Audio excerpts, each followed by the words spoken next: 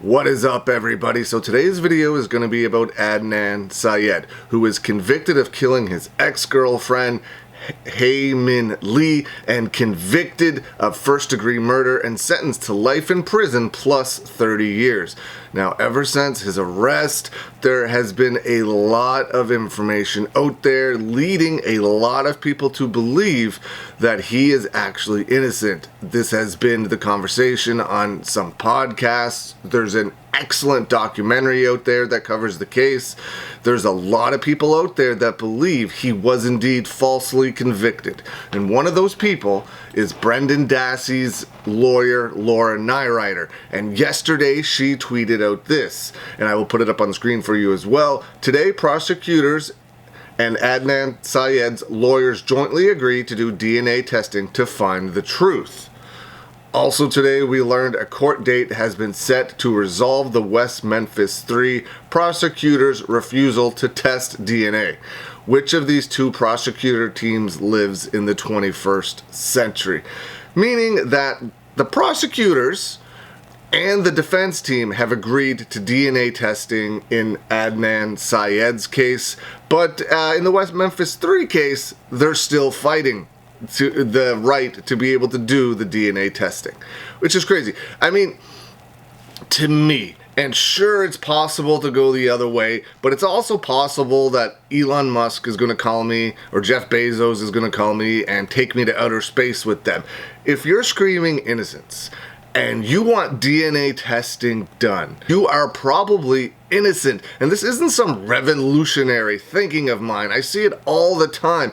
And when I started getting really involved in true crime stuff years ago, when DNA testing became a thing and all of these people started getting released, it really leads me to believe if you are in prison and you say you're innocent and you're willing to do DNA testing, you're probably innocent. Sure, there's probably a small population of the people in prison that are willing to do anything they can to prove their innocence, whether they're guilty or not. Maybe the test will fail, but that is an extremely small part of the population. If your case is this widely known, this popular, you're screaming that you're innocent, that you had nothing to do with it, and you're willing to do DNA testing, odds are, to me, you're probably innocent. And someone tweeted that as well, and she retweeted it. This person stated, again, it's on the screen, if you're worried DNA testing might show you convicted the wrong guy, you're on the wrong side of justice. And she responds with louder for the folks in the back. It's absolutely true. And she also compares it to the Making a Murderer case as well in Brendan Dassey's situation.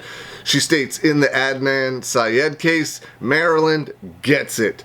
If petitioner's DNA is not present on this evidence, that would be exculpatory.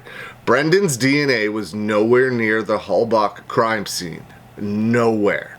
So, again, Maryland is a state that is getting it right, at least in terms of this. Wisconsin, of course, we all know, is completely backwards. So hopefully, if Adnan Syed is indeed innocent, this DNA testing will prove that, and this man will finally get out of prison for a crime he likely, or at least it looks like he did not commit. There's if you're in Canada, there's a tremendous documentary on Crave about it. It is so good, but if you Google it, it'll pop up. It's an excellent documentary, and there's a ton of information in it that you might not know. I definitely recommend checking it out, but it's going to be extremely interesting to see how long it takes to get this DNA testing done and what the results of this DNA testing does show. When that news does come out, I'll definitely bring you a video on it. I hope you're all having a great day, and I'll see you again soon.